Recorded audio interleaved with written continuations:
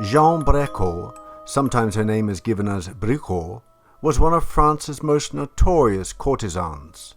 She was the ruin of those who became amorous with her. She was born Eugénie Armenade Bricourt in Paris on the 8th of April 1837, and was the neglected child of a printer and a vegetable seller.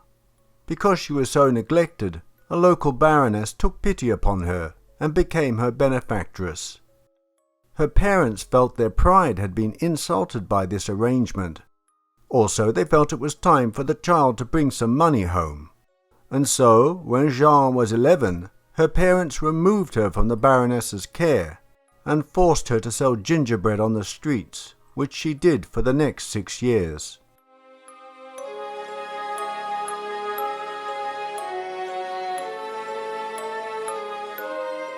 Once she was of an age to seek employment and leave her parents, Jeanne sought out her benefactress, who helped her find a position with a silk manufacturing company. Jeanne seemed very happy with her life, and was overjoyed to accept an invite to the wedding of one of her co-workers. After the ceremony, she expressed to the Baroness her desire to experience matrimonial bliss. The Baroness thought Jeanne was joking and teased her that she should marry the local grocer, a man named Monsieur Gras. Jeanne decided to do just that and became fixated on this idea. The Baroness reluctantly gave her consent and provided a dowry of 12,000 francs, which the couple used to open a grocery store.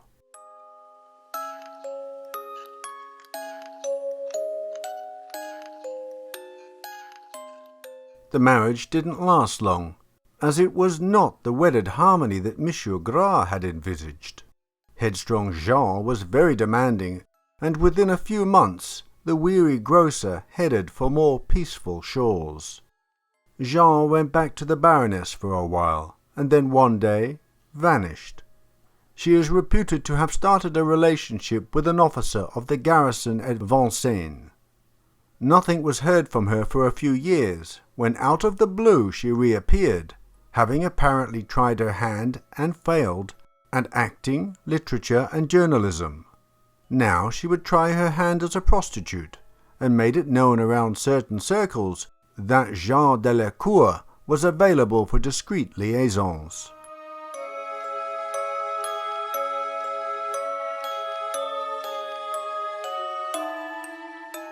She came to learn that her errant husband had recently died at a charity hospital. No tear was shed by the widow Gras, who was by this time finding out that pretending to love men was far more profitable than settling down with them. She viewed the male species as nothing more than playthings, and was discovering the power her looks and body had over them. Jeanne claimed she didn't even like men, and professed only love for her sister. She declared she wanted men to suffer. "All is dust and lies, so much worse for the men who get in my way. Men are mere stepping stones to me. As soon as they begin to fail or are played out, I put them scornfully aside. Society is a vast chessboard. Men the pawns, some white, some black. I move them as I please, and break them when they bore me."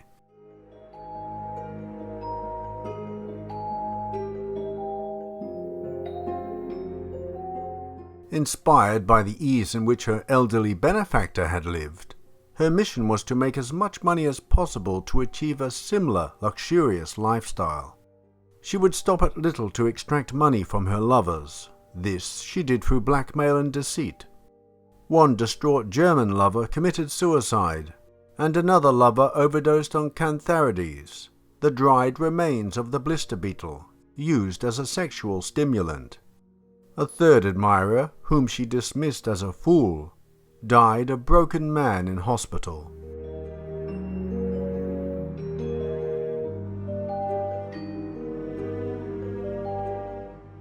However, it was not just men whose health was being ruined. because Jean also began to suffer hysterical seizures, insane exaltations, convulsions, and loss of speech. Jean's lifestyle as a prostitute and her constant scheming had taken a toll on her health, and in 1865 she was admitted to an asylum. Hospital records describe her as being of dark complexion with expressive eyes. Although clearly of a nervous disposition and prone to fantasy, she was also said to have an agreeable personality.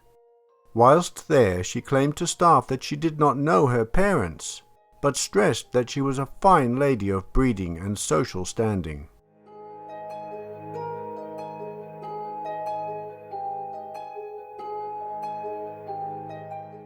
After several months' treatment, Jeanne was discharged and advised by her doctors to spend time recuperating in the spa town of Vittel, in northeastern France. Here, Jeanne claimed she was a baroness. She gave herself the title Baroness Delacour. In her late 30s by this time, when she glanced in the mirror, she saw her hair was turning grey and her charms were waning, and she knew her future was one of destitution, because she was losing her lovers to younger and younger women. She was determined to find a wealthy benefactor who would secure a future of ease for her. The thought of ending her days in poverty was horrifying for her, which, alas, was the fate of many a woman in her position.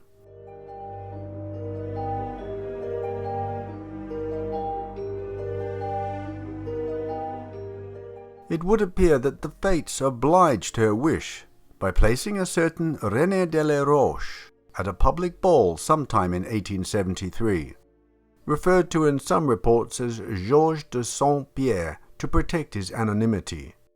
De la Roche was 20, his mother had died while he was young, and he had lived with relatives ever since. He was tall and intelligent with delicate and distinguished features.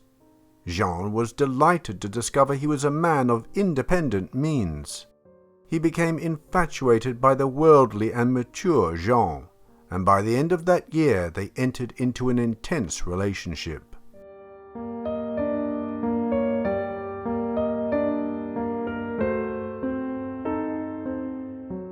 The next 3 years flew by, and they ended up living in Paris, each with their own apartment. In 1876 he travelled to Egypt, and while he was absent, he left the keys to his residence, and Jeanne was allowed complete freedom to come and go as she pleased. He also wrote her a love letter that read, "It is enough for me that you love me, because I don't weary of you, and I love you with all my heart. I cannot bear to leave you. We will live happily together. You will always love me truly, and as for me, my loving care will ever protect you. I don't know what would become of me if I did not feel that your love watched over me." They were together for several years, and although Jean's future was looking secure, René showed no signs of asking for her hand in marriage. Jean became increasingly worried that his family might demand of him that he find a younger, more suitable woman to settle down with.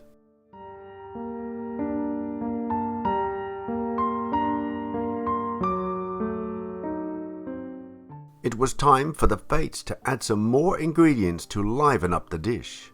Thus upon the scene appeared an old friend from Jean's childhood, named Nathalie Mathieu Gaudry. He was a rough, crude and uncultivated man.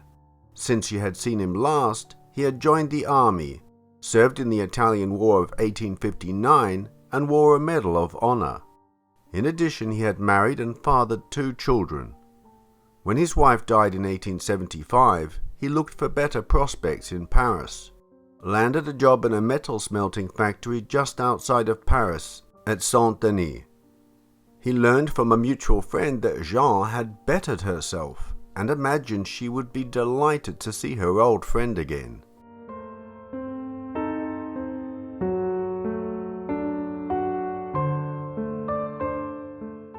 Gaudry wanted to renew his friendship with Jean, but now she was a baroness and moving in circles higher than his social status, so there was little more he could do than worship her from afar and lust after her.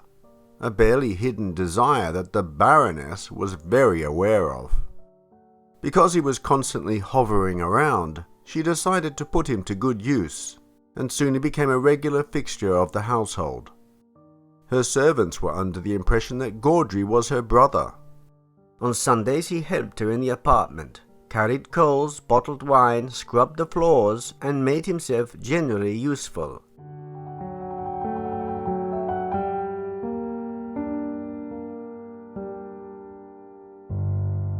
Soon after her kind-mannered beau returned from Egypt, Jeanne visited a former ballet dancer, an older woman whose financial predicament was similar to hers.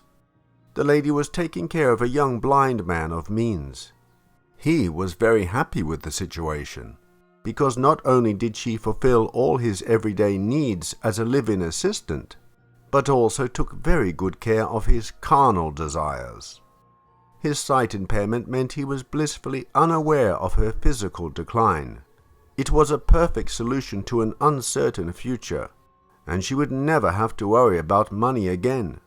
Jeanne was greatly impressed by the good fortune that her friend had achieved.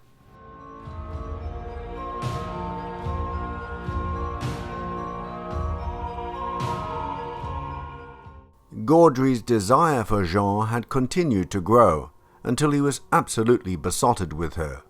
He was so in love with her that her every wish was his command.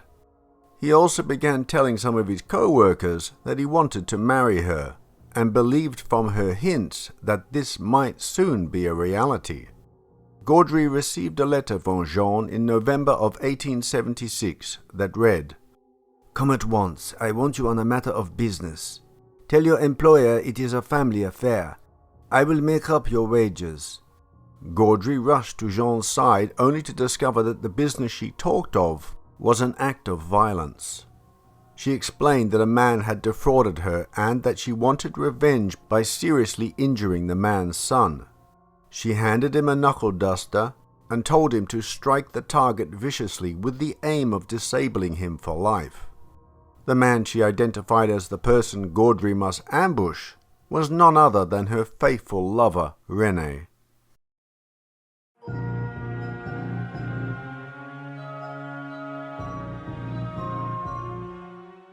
The plan to harm René was not immediately put into action. After a month of having second thoughts, she contacted her nephew who worked as a gilder and asked him to obtain some vitriol, sulfuric acid, as she had some copper she wanted to clean. In early January of 1877, she received a letter from René stating that he wanted to talk to her in person. The tone of the letter was serious, and she became convinced that he was about to inform her that their affair must come to an end. Then there entered into the woman's mind one of the most diabolical projects ever conceived by a fiend in human shape. She formed the design of so disfiguring the young man for life as to render his prospects of marriage impossible, and of inflicting on him prolonged suffering that she might have the opportunity of earning his lasting gratitude by appearing to act as his devoted nurse.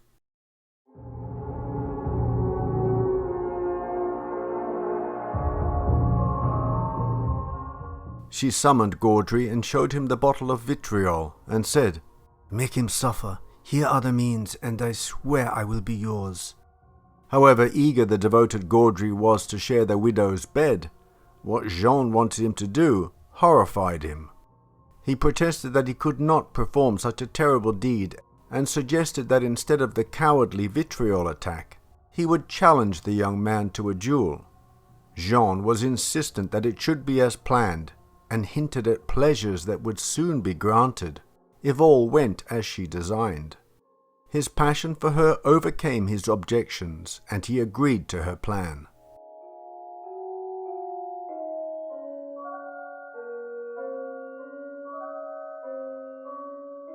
René was absent from Paris for a short time, but received a letter from Jeanne asking if he would take her to a masked ball being held on the 13th of January. René did not necessarily want to be seen in public with her, but felt it would be unkind to refuse her, and so Jeanne's plan was set in motion. In the Rue de Boulogne, stood a large building with park-like gardens. This is where Jean resided. According to her plan, Gaudry was to wait in her apartment until their return.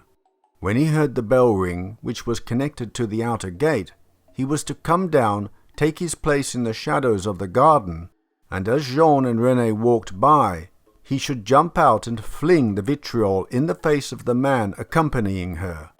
The widow herself would be well behind the intended victim, and would take care to leave the gate open, so that Gaudry could make his escape.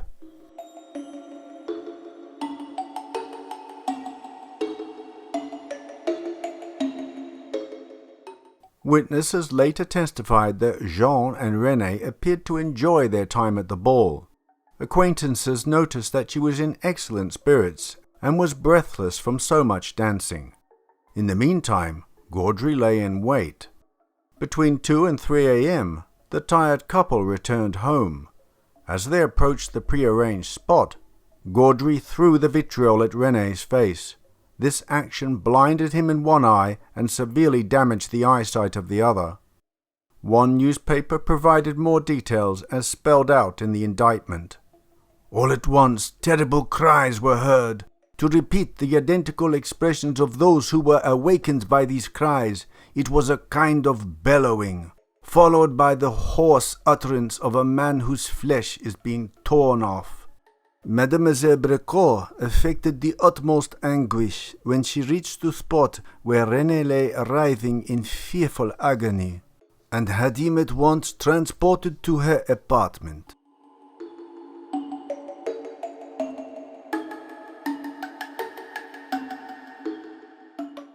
At the time, no one suspected Jean. Everyone believed it was a case of mistaken identity, and that René was an innocent victim of a malicious crime. Jean now began to care for René, and did her duty with affectionate devotion, caring for him night and day. He was consumed with gratitude for her love and loyalty. Jean also made sure to keep his family and friends at a distance.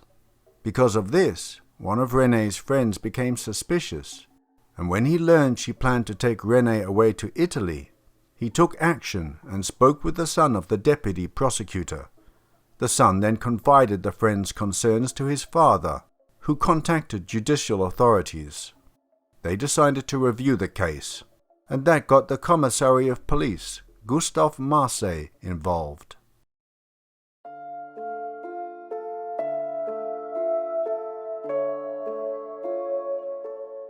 Commissary Marseille paid Jean and René a visit. She was none too happy and did everything possible to deter Marseille from talking to René, but he insisted. The detective asked Jean where she intended to take René. When she replied Italy, Marseille informed her that she could do no such thing, because an inquiry was open, and she was ordered to stay nearby in case of questions. Marseille was suspicious about Jean, and without her knowledge ordered that she be kept under constant surveillance. A few days later, Jean left Paris with René for the suburbs of Courbevoie, some 7 miles away.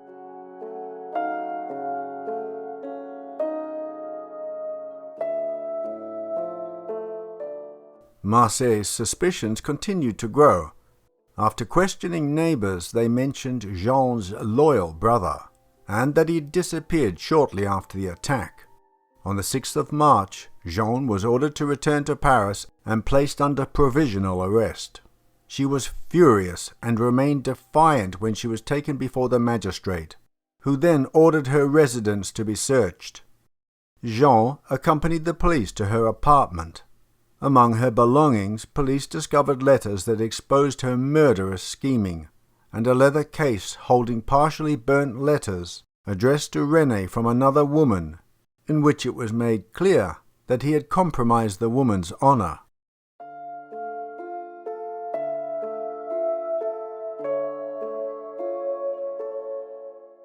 The police called René in for an interview and showed him the evidence. He initially refused to believe that Jean had intentionally harmed him, and defended her valiantly. Marseille quietly detailed his findings and then placed the half-burnt letters in his hand.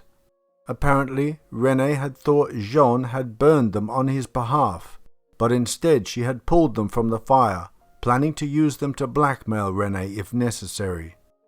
It was when Renée saw the letters that he knew she had deceived him, and he cried, "To blind me, to torture me, and then to profit by my condition, to lie to me, to betray me. It is infamous, infamous!"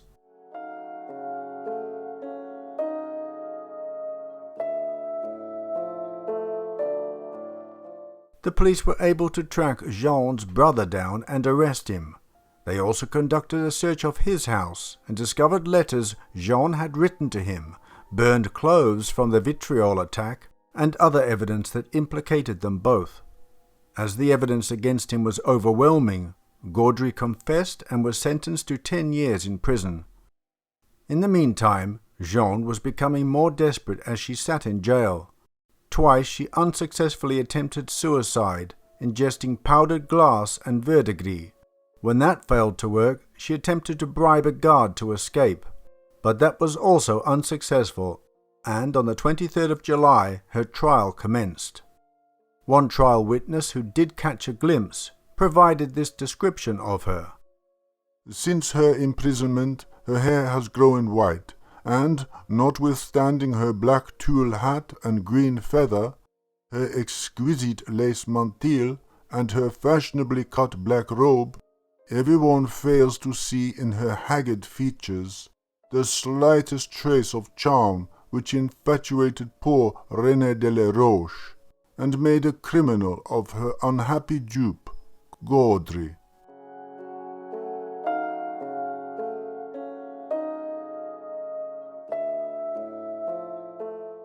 During the examination of Renée, who came into court leaning on his doctor's arm, she made one last appeal to his affection, entreating him, with a most admirably acted tenderness, to defend her. But Renée was not falling for it, and said bitterly, "Had you killed me, madam, I would have thanked you, but to condemn me to a future like this roots out all pity from my heart." The jury was out for half an hour and returned a verdict of guilty against Jean on all 9 counts. They also found her guilty of the greater share in the crime, and sentenced her to 15 years penal servitude.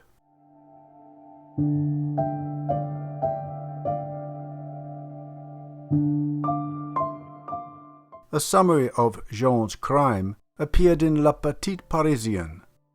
At the same time, with that strange contradiction inherent in human nature, the Jekyll and Hyde elements which, in varying degree, are present in all men and women, Jean had a genuine love for her sister. Her hatred of men was reasoned, deliberate, merciless, and implacable. There is something almost sadistic in the combination in her character of erotic sensibility and extreme cruelty. It is not known what happened to Jean Brécourt after she served her time.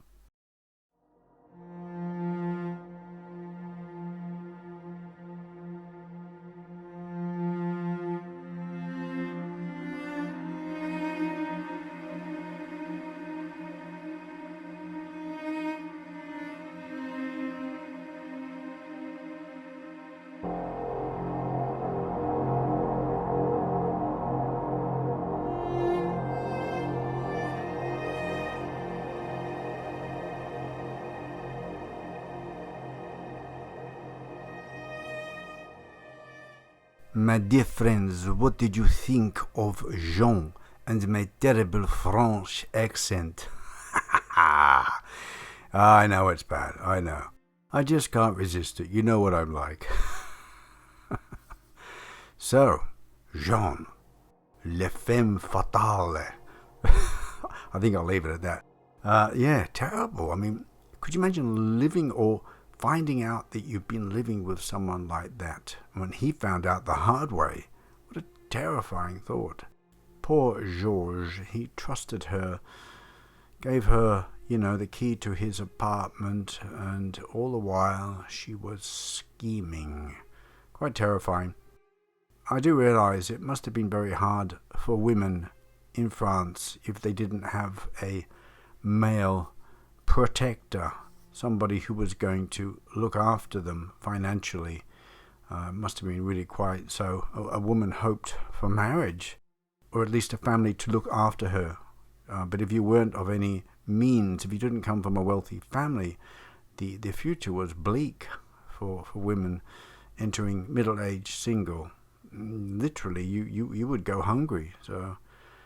But to be driven to such extremes, to actually let such an idea grow in your head, to maim someone so that they become dependent on you, quite terrifying.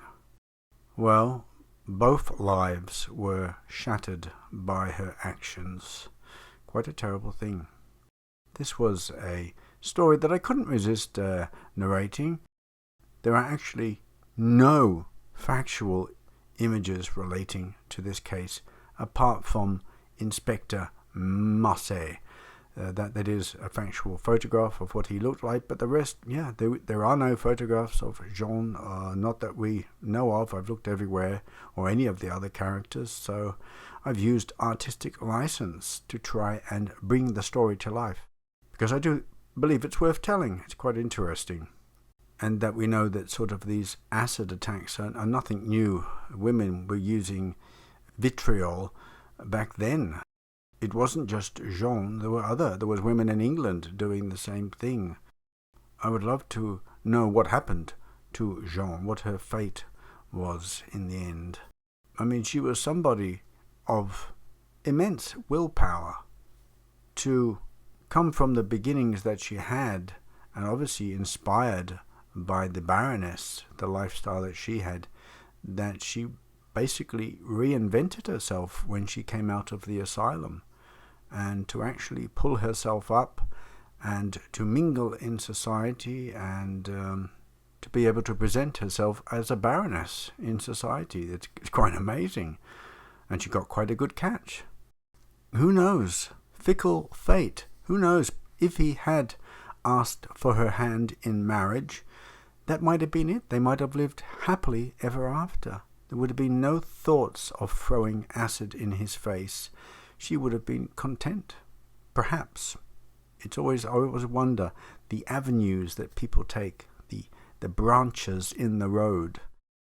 While I was researching, I came across these images. They are people going for their pleasure, for their amusement on the weekend, to the morgue.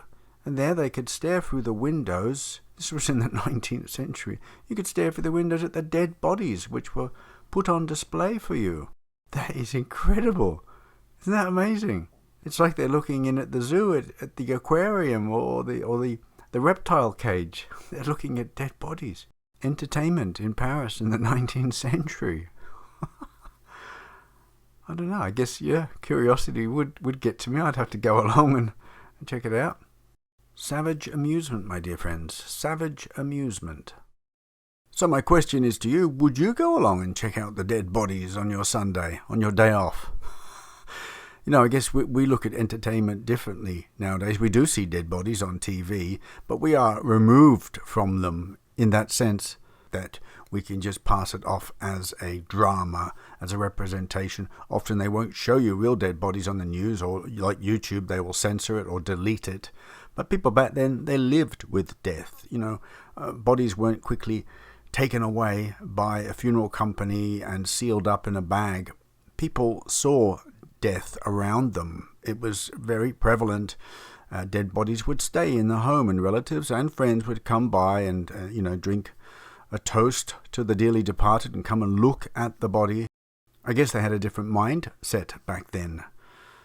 And perhaps that was their form of entertainment. Most people have a morbid curiosity. Most people do, whether they will actually admit to it.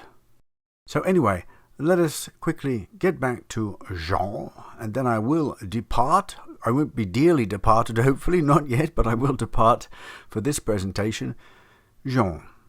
I think that she had created this fantasy world, which was much better than her previous life, inverted commas, where she was this baroness living in a higher society, a higher circle than she was used to, or what her background would normally allow, and she did not want to leave that behind. And this was all based and relying upon her looks and her seductive charm.